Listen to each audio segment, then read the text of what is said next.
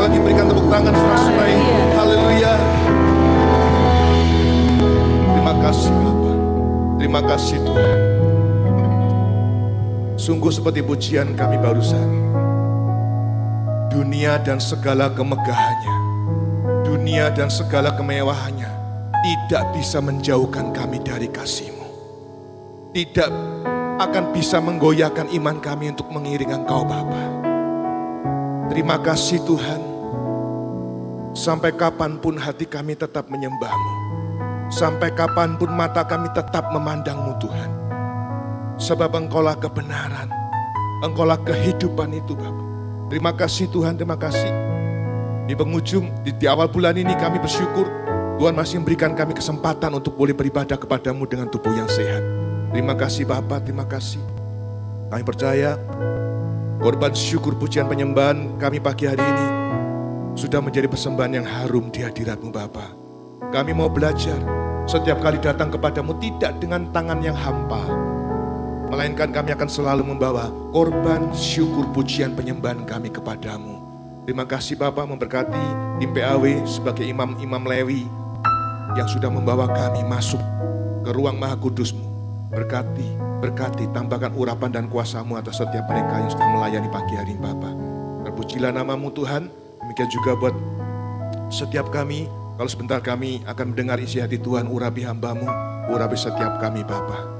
Ajari kami untuk duduk diam seperti Maria, fokus kepada firman-Mu Bapa. Terpujilah nama-Mu Tuhan, segala puji, hormat, syukur, kemuliaan hanya bagi nama-Mu. Di dalam nama Tuhan Yesus Kristus, setiap kita yang siap mendengar isi hati Tuhan bareng dengan saya sama-sama katakan, amin, haleluya. Puji Tuhan, silakan kembali. Shalom Bapak Ibu Saudara yang diberkati Tuhan, shalom, haleluya. Salam cinta dan kasih Tuhan Yesus Kristus buat setiap kita yang ada pagi hari ini maupun Bapak Ibu Saudara yang ada di rumah dimanapun kita berada yang akan menikmati tayangan ibadah pagi hari ini. Haleluya. Oke, satu cawu sudah selesai Saudara ya. Kita masuk di bulan Mei, di bulan yang baru. Tentunya kita juga GB Sintrum mendapatkan satu tema yang baru dari Tuhan. Sepanjang bulan ini kita akan bicara dengan satu tema yaitu Yesuslah kebenaran. Mari tirukan saya 1, 2, 3. Yesuslah kebenaran. Oke. Bapak Ibu Saudara yang diberkati Tuhan, kebenaran itu sudah menjadi sesuatu yang mulai langka di ujung kehidupan ini. Banyak orang berbohong, banyak orang menipu orang lain, tipu sana tipu sini itu dengan tanpa beban hari ini. Sudah jadi habit, tipu sana tipu sini ya. Selasa malam kemarin, saya enggak hoax ya, ada beritanya. Selasa malam kemarin 26 April, KPK OTT Bupati Bogor dan mengamankan uang sejumlah 1,04 miliar. Banyak beritanya ya. Sudah tidak terhitung berapa kepala daerah yang ditangkap KPK Bapak Ibu. Padahal mereka lah yang menyerukan untuk apa? Anti korupsi, ya, anti suap. Tapi enggak terhitung kepala daerah yang melanggar apa yang dia sampaikan, yang dia ucapkan. Nah, kita juga banyak membaca dan menonton berita tentang jual beli kasus. Maaf ya, sudah lama ini. Jual beli itu ternyata trading itu bukan hanya barang Saudara, tapi sampai ke kasus. Jual beli kasus. Jadi dalam sebuah kasus yang menang bukan yang benar, tapi yang menang adalah yang bayar mahal Saudara. Itu jual beli kasus. Coba kita cek kebenaran ya. Yesuslah kebenaran. Yesus jelas. Sekarang kebenaran. Apa kata Wikipedia tentang kebenaran? Kebenaran adalah persesuaian. Perhatikan kata persesuaian antara pengetahuan dan objek. Pengetahuan dan objeknya itu sesuai enggak? Ya. Kebenaran bisa juga diartikan suatu pendapat atau perbuatan seseorang yang sesuai dengan, dalam kurung, atau tidak ditolak oleh orang lain dan tidak merugikan diri sendiri. Itu kebenaran menurut Wikipedia. Jadi kebenaran adalah lawan dari kekeliruan, lawan dari kesalahan. Contoh, sebuah roda, sebuah mobil atau roda kendaraan berbentuk segitiga atau berbentuk kotak. Itu statementnya seperti itu, pengetahuannya seperti itu. Kenyataannya, faktanya roda kendaraan itu berbentuk bundar. Nah, karena pengetahuan tidak sesuai dengan objek, maka dianggap keliru. Seperti itu. Namun sebaliknya saat dinyatakan bentuk roda bundar dan faktanya, nyatanya, objeknya adalah betul roda kendaraan itu bundar, maka pernyataan itu dikatakan atau dianggap benar. Itu kebenaran, saudara. Nah, jika kebenaran sudah sulit didapatkan di luar tembok gereja hari ini, pertanyaannya bagaimana dengan kebenaran di dalam lingkup gereja? Bagaimana kebenaran itu sendiri di dalam lingkup gereja? Bagaimana, saudara? Maaf, saya harus sampaikan, Katolik jauh dari kebenaran. Betani jauh dari kebenaran. GMS jauh dari kebenaran. GKJW, HKBP, GSJS jauh dari kebenaran. GPI, apalagi GBI, saudara. Haleluya. Jangan tegang dulu, ya. Jangan tegang dulu. Nggak perlu di take down YouTube-nya. GBI apalagi, saudara. Klik satu lagi, PowerPoint-nya. Ya, hanya Tuhan Yesuslah kebenaran sejati. Amin. Loh, nggak ada yang amin. Hanya Tuhan Yesus kebenaran sejati. Semua yang saya sebutkan tadi hanya sinode buatan manusia, betul? Agama tidak menyelamatkan saudara dan saya. Yang menyelamatkan saudara adalah Yesus, sang kebenaran sejati itu. GBI tidak menyelamatkan kita. Itu faktanya. Ya, Yohanes pasal 14 ayat yang ke-6.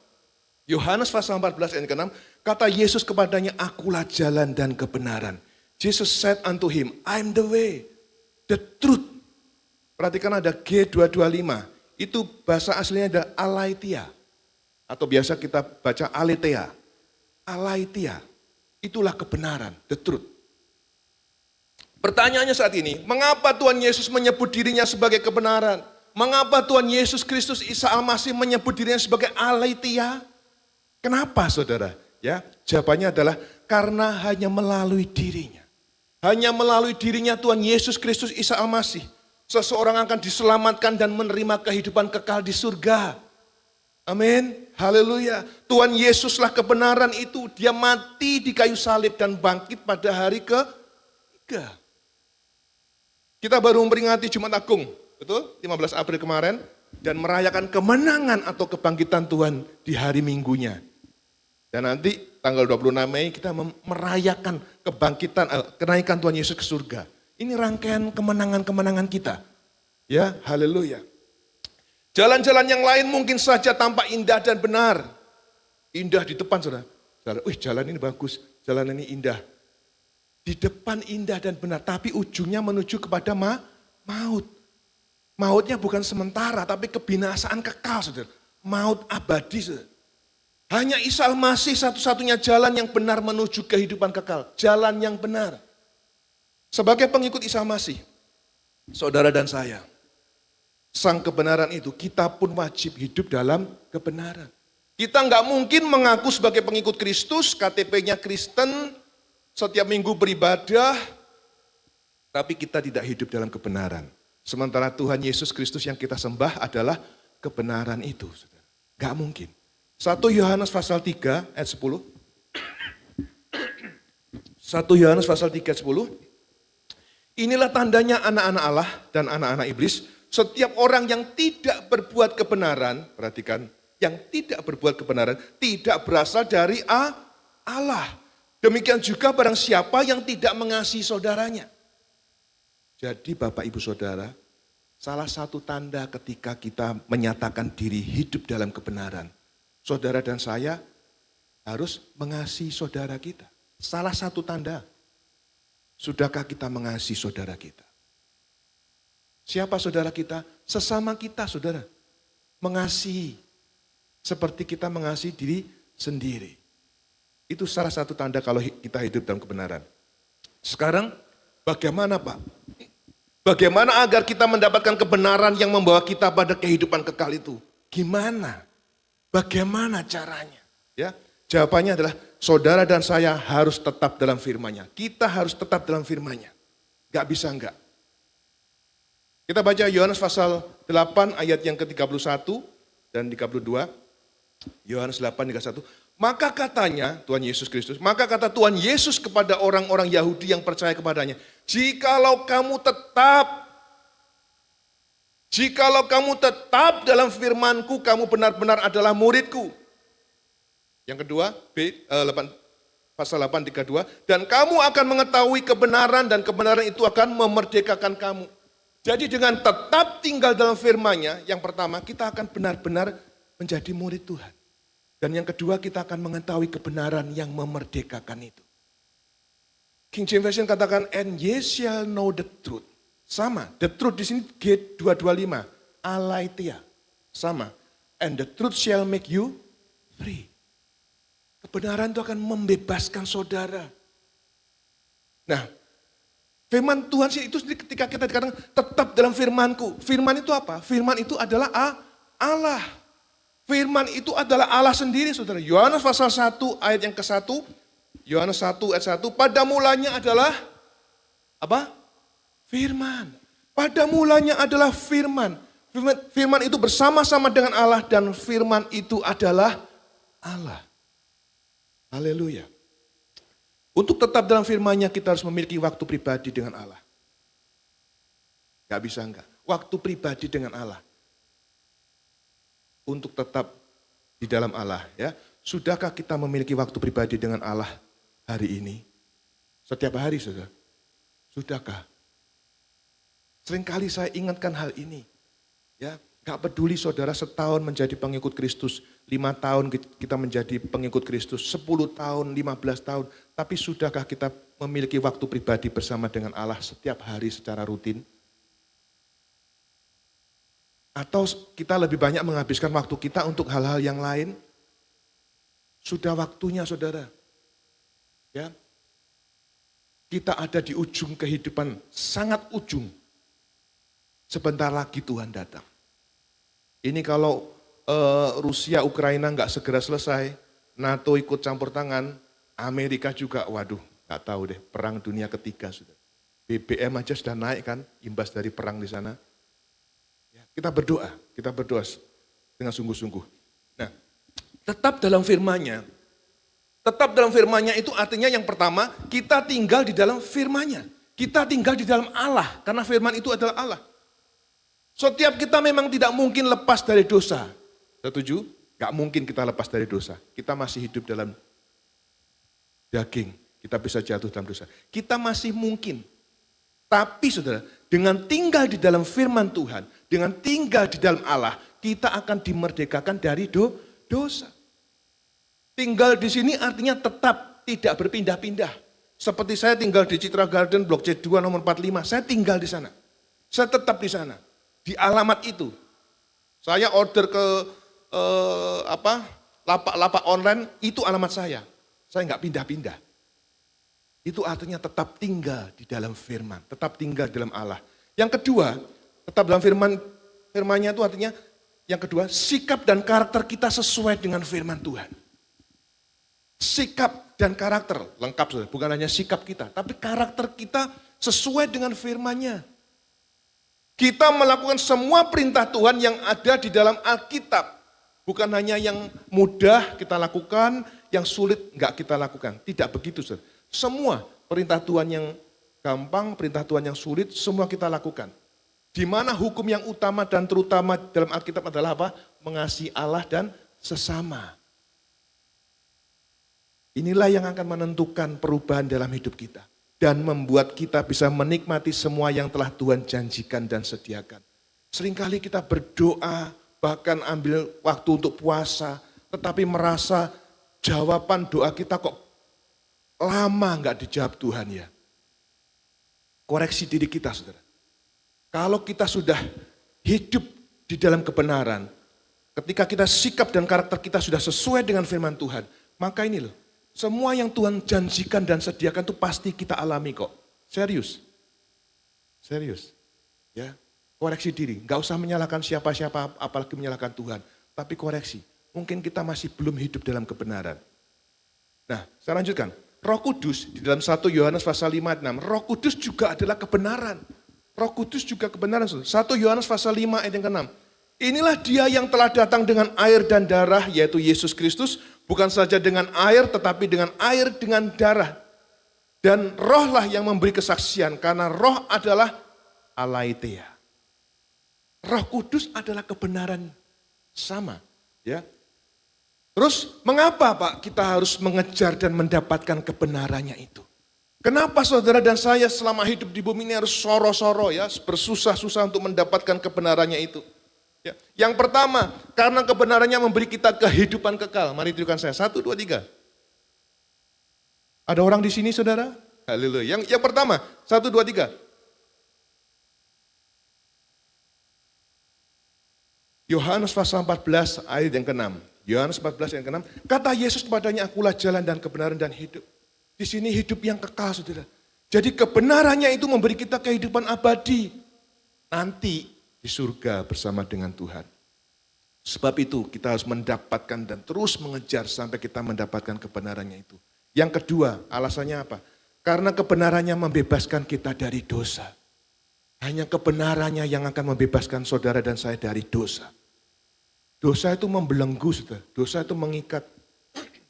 Saat kita berbuat dosa, firman Tuhan katakan di Yohanes pasal 8 ayat 34, kita adalah hamba dosa. Saya bacakan, Yohanes pasal 8, 34, kata Yesus kepada mereka, aku berkata kepadamu sesungguhnya setiap orang yang berbuat dosa adalah hamba dosa. Kita sering berbuat dosa, betul. Sebab itu kita sangat membutuhkan kebenaran itu. Nah, sebagai hamba atau budak dosa, hanya Isa Al-Masih yang sanggup menebus dan membebaskan kita dari dosa melalui kematiannya di kayu salib. Sebentar kita akan sekutu dengan tubuh dan darahnya untuk memperingati pengorbanannya di kayu salib. Yohanes 8 ayat 36, Yohanes 8:36 katakan, jadi apabila anak itu memerdekakan kamu, kamu pun benar-benar merdeka. Hanya Tuhan Yesus Kristus yang sanggup memerdekakan kita. Yang ketiga, alasan yang ketiga, kebenarannya membebaskan kita dari segala ketakutan. Ketika kita tinggal di dalam Tuhan, ketika kita tinggal di dalam firman-Nya, kita akan bebas dari segala ketakutan. Apa yang kita takutkan, saudara? Karena kita bersama dengan Raja segala Raja. Usaha kita tutup mungkin. Usaha kita macet. Yang anak-anak muda belum mendapatkan pasangan hidup, belum punya pacar. Pacar di Alkitab gak ada, saudara. Ya. Langsung tunangan, ya Yusuf dan Maria kan tunangan, betul Pak Ingar ya? Pacaran gak ada di Alkitab, langsung tunangan. Apa yang kita takutkan hari ini? Kalau kita bersama dengan Tuhan segala Tuhan, seharusnya kita gak akan mengalami ketakutan apapun. Haleluya. Sekarang berikutnya, janji Tuhan. Janji Tuhan Yesus Kristus atas semua pengikutnya yang hidup dalam kebenaran. Apa saja janjinya? Yang pertama, saudara dan saya akan hidup dalam damai sejahtera, ketenangan, dan ketentraman. Mari tirukan saya, 1, 2, 3. Hidup dalam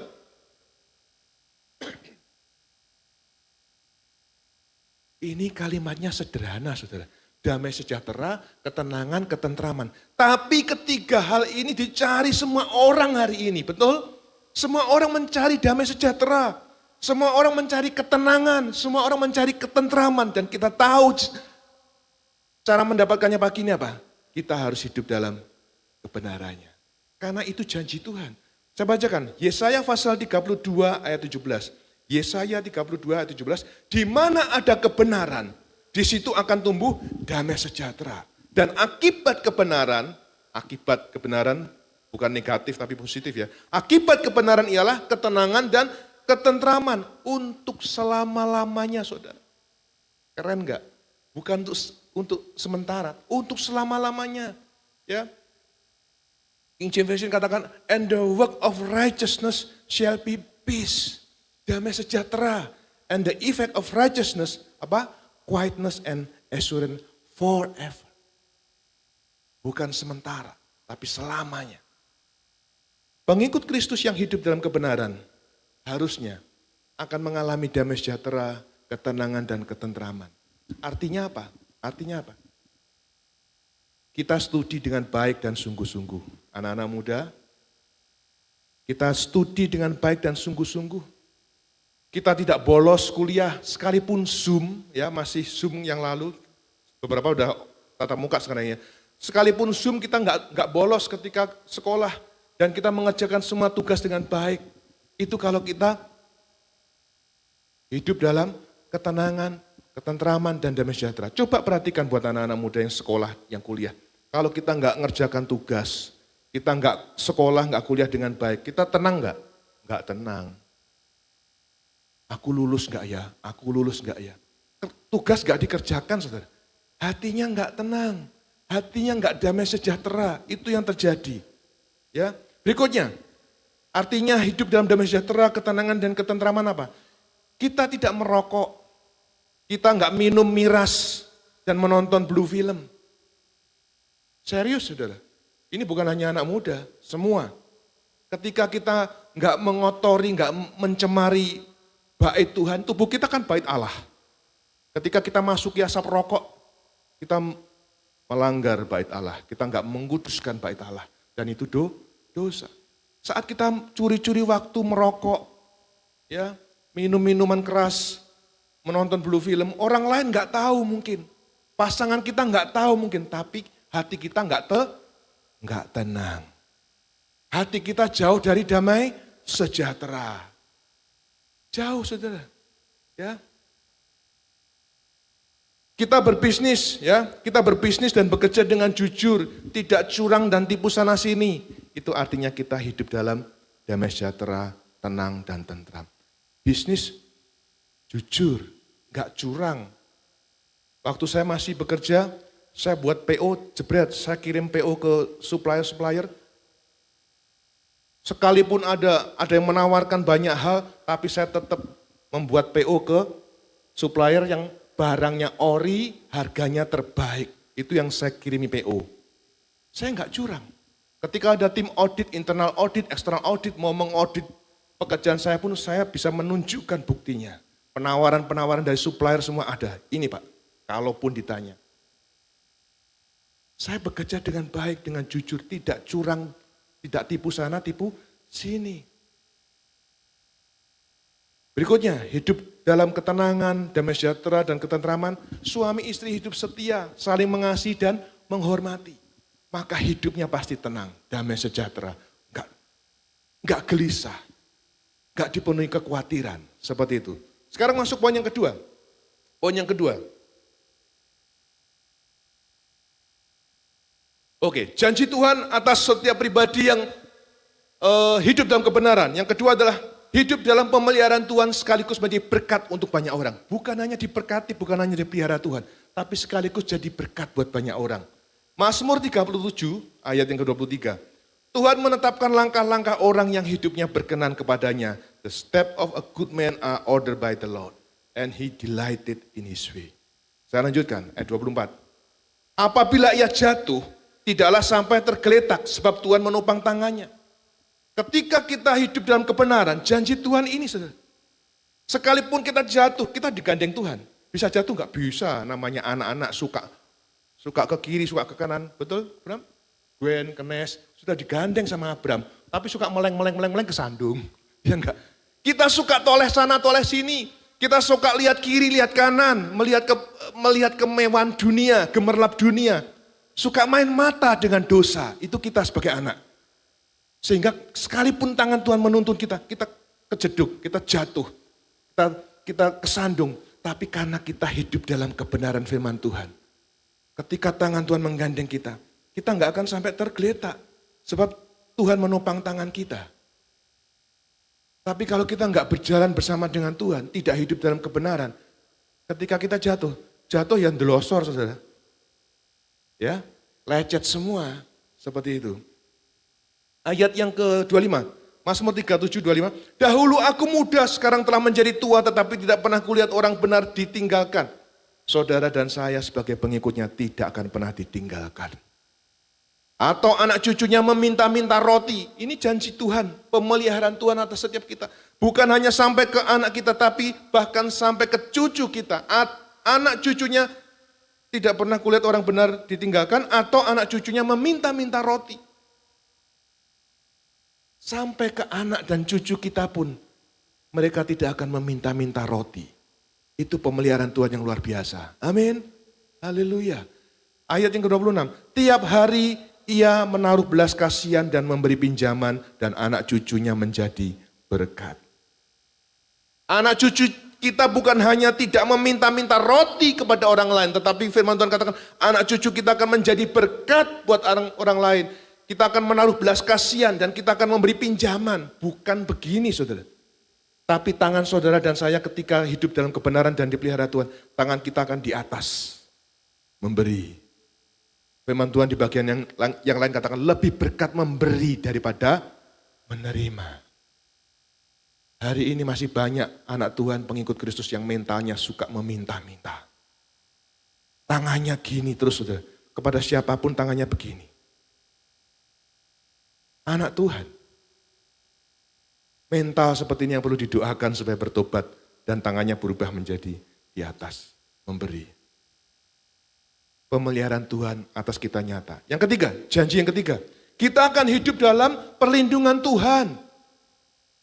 Kita akan hidup dalam perlindungan Tuhan. Amsal 12 ayat 21, orang benar tidak akan ditimpa oleh bencana apapun. Amin. Tetapi orang fasik akan senantiasa celaka. Kalau mau bersaksi banyak kesaksian saya, bagaimana saya dan istri hidup dalam perlindungan Tuhan. Dalam hal kecil-kecil sekalipun kami berdua sering diluputkan Tuhan. Ya, diluputkan Tuhan. Karena ini hidup dalam perlindungan Tuhan. Demikian juga saudara dan saya menerima janji yang sama. Janji Tuhan yang sama. Bahwa saudara dan saya hidup dalam perlindungan Tuhan. Orang benar tidak akan ditimpa oleh bencana apapun. Amin. Haleluya. Sekarang contoh teladan dalam Alkitab pribadi yang hidup dalam kebenaran siapa? Yusuf. Yusuf adalah contoh teladan dalam Alkitab yang hidup dalam kebenaran. Pribadi yang benar-benar hidup dalam kebenaran. Saya catat di sini, Yusuf dimasukkan ke sumur kering dan dijual sebagai budak. Siapa yang menjual? Saudara-saudaranya. Perhatikan responnya. Namun Yusuf tidak dendam kepada kakaknya. Sekian tahun berikutnya ketika kakak-kakaknya berada di depannya di Mesir. Kakak-kakaknya berlutut di depannya. Bisa enggak Yusuf membalas dendam? Sangat bisa. Tapi Yusuf tidak melakukannya. Karena Yusuf hidup dalam kebenaran. Tidak dendam. Saudara hari ini jangan simpan dendam. Benci dan dendam itu seperti sampah. Jangan sampai hati kita diisi dengan sampah kebencian dan kedendaman. Buang benci dan dendam jauh-jauh dari hati kita. Berikutnya, Yusuf digoda istri Potifar setiap hari. Setiap hari saudara. Tapi imannya tidak goyah. Yusuf tahu firman Tuhan dari mana saudara waktu itu? Belum ada kan? Tapi Yusuf bisa memiliki iman yang tidak goyah. Bisa tetap hidup dalam kebenaran. Bahkan imannya membuat dia dijebloskan ke dalam penjara. Dia difitnah. Saya percaya meskipun firman Tuhan gak nyebut istrinya Potifar cantik dan bening fisiknya. Tapi karena istri seorang pejabat pasti suka ke klinik kecantikan. Suka merawat diri. Tapi Yusuf tidak tergoda saudara.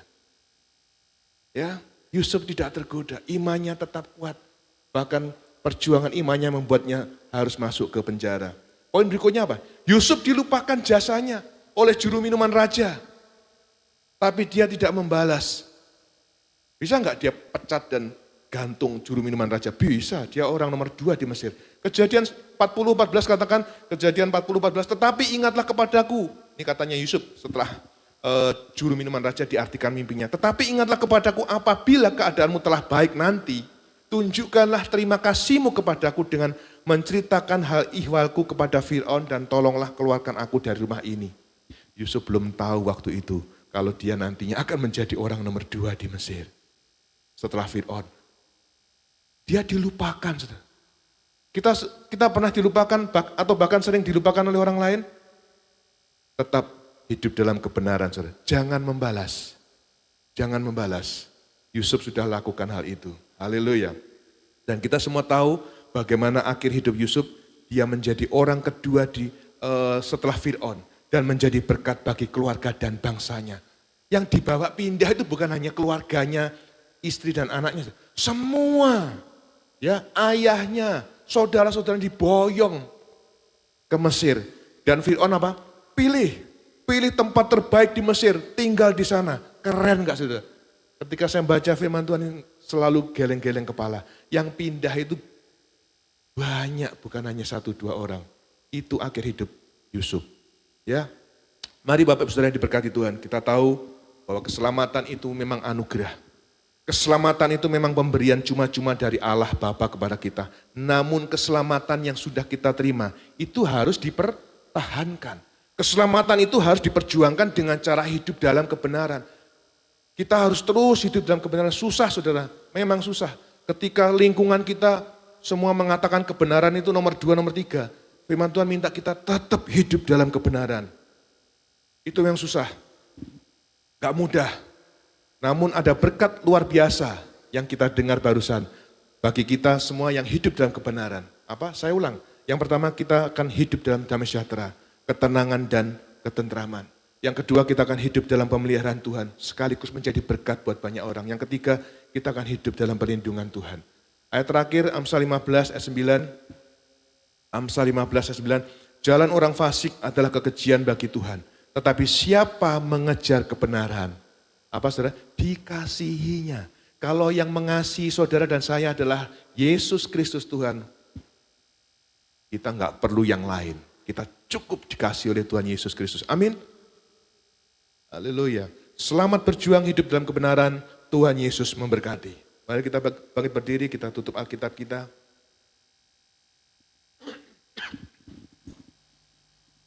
Haleluya. Bapak Ibu Saudara yang di rumah juga bisa mempersiapkan roti dan air teh atau anggur. Adakah yang belum menerima hostia dan anggur pagi ini? Asyar bisa membantu, angkat tangan tinggi-tinggi. Ya, angkat tangan tinggi-tinggi. Ada beberapa yang belum terima. Haleluya.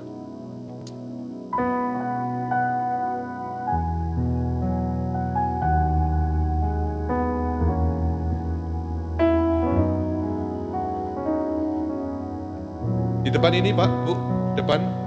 Ya, angkat tangan Bapak Ibu Saudara yang belum terima hostia dan anggur.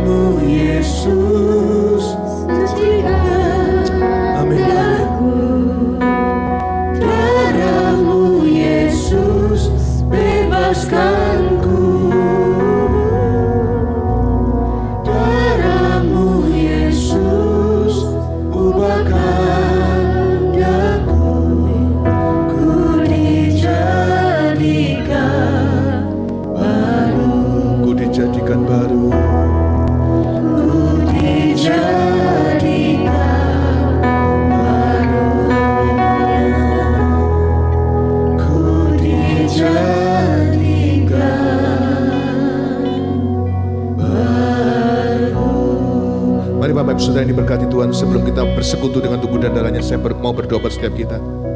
Firman Tuhan sudah katakan, judul khotbah saat ini adalah Yesuslah kebenaran. Dan sebagai pengikutnya, Tuhan pun mau kita hidup dalam kebenaran. Mari, setiap kita yang rindu dan mau hidup dalam kebenaran, angkat tangannya. Semua tutup mata, haleluya, saya akan berdoa. Angkat tangan setiap kita yang mau hidup dalam kebenaran. Bapa di surga, Tuhan melihat setiap kami umat-Mu, baik yang ada di tempat ini maupun yang di rumah kami masing-masing. Tuhan melihat tangan-tangan kami yang terangkat kepadamu Tuhan. Kami menyatakan diri kami memperbarui komitmen kami bahwa kami mau hidup dalam kebenaran Tuhan. Supaya janji-janji Tuhan terjadi atas hidup kami Bapa. Hamba-Mu berdoa di dalam nama Tuhan Yesus. Roh Kudus penuhi kami, mampukan kami, tuntun kami untuk terus boleh hidup dalam kebenaran firman-Mu. Kami mau tinggal di dalam Engkau, kami mau tinggal dalam firman-Mu. Terima kasih Bapa, terima kasih. Mampukan kami Tuhan. Kami tahu tidak mudah, kami tahu sangat sulit untuk hidup dalam kebenaran ketika kami masih hidup di bumi yang penuh dengan kefasikan ini. Tapi ketika Roh Kudus membimbing kami, ketika Roh Kudus-Mu selalu memenuhi hidup kami, maka kami akan dimampukan Bapa. Terima kasih Tuhan, terima kasih Bapa, haleluya. Dan Tuhan, sebentar kalau kami akan bersekutu dengan tubuh dan darah-Mu, memperingati pengorbanan-Mu di kayu salib, karya terbesar-Mu. Tuhan, layakkan kami, ampuni segala dosa kami Tuhan. Terima kasih Bapa, terima kasih. Mari Bapak Ibu Saudara, kita angkat roti atau hosti dengan tangan kanan kita. Sebab apa yang telah kuteruskan kepadamu telah aku terima dari Tuhan Yesus, yaitu bahwa Tuhan Yesus pada malam waktu Ia diserahkan, mengambil roti dan sesudah itu Tuhan mengucap syukur atasnya. Tuhan memecah-mecahkannya dan berkata, inilah tubuhku yang diserahkan bagimu. Perbuatlah ini menjadi peringatan akan aku. Bapak Ibu Saudara yang diberkati Tuhan, kita percaya dengan iman bahwa ini adalah persekutuan dengan tubuh dari Tuhan kita Yesus Kristus. Mari kita makan bersama di dalam nama Tuhan Yesus. Haleluya.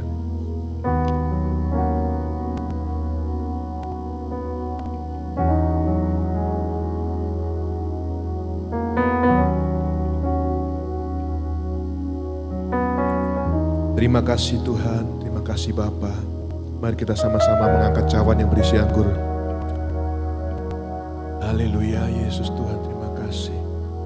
Demikian juga Tuhan mengambil cawan sesudah makan, lalu berkata, cawan ini adalah perjanjian baru yang dimeteraikan oleh darahku. Perbuatlah ini setiap kali kamu meminumnya menjadi peringatan akan aku. Bapak Ibu Saudara yang dicintai Tuhan, percayalah dengan iman bahwa ini adalah persekutuan dengan darah dari Tuhan kita Yesus Kristus. Dengan iman sama-sama kita minum. Haleluya.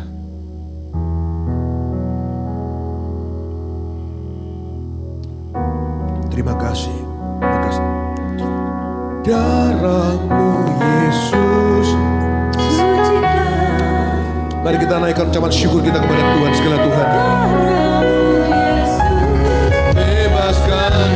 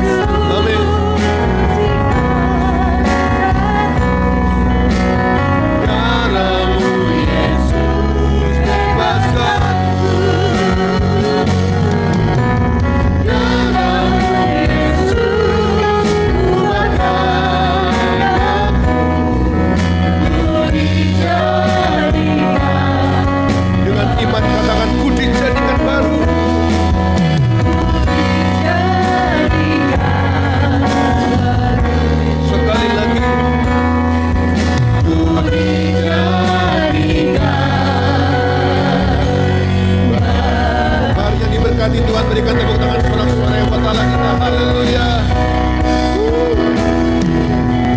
Terima kasih Tuhan, terima kasih Bapa, kami semua diberkati di dalam nama Tuhan Yesus Kristus. Setiap kita sama-sama dengan saya katakan amin. God bless you.